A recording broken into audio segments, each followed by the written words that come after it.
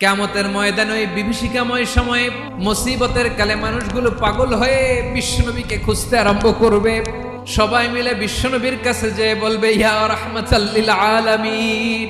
দেখেন আমাদের কি অবস্থা, আজকে কেউ সুপারিশ করতে পারবে না। সব নবীরা অপারগতা স্বীকার করেছে, তারা বলেছে আপনি ছাড়া কেউ নাকি আল্লাহর সামনে দাঁড়াতে পারবেন না, আপনি একটু সুপারিশ করেন। বিশ্বনবী মাকামে মাহমুদে যে আল্লাহু আকবার বলে সিজদায় লুটিয়ে পড়বেন। আল্লাহ রাব্বুল আলামিন বিশ্বনবীকে এমন কিছু চমৎকার শব্দ শিখাবেন, ওই শব্দগুলো দিয়ে আল্লাহর প্রশংসা করে বিশ্বনবী কাঁদতে আরম্ভ করবেন।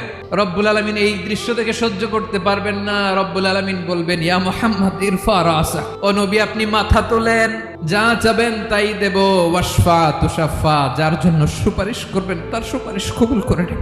প্রতিটি নবী বলবেন নফসি নফসি, আল্লাহ তুমি আমারে বাঁচাও, আমারে বাঁচাও। বিশ্বনবী মাথা তুলবেন, তুলে বলবেন রব্বি হাবলি উম্মতি, আল্লাহ তুমি আমার গুনাহগার উম্মত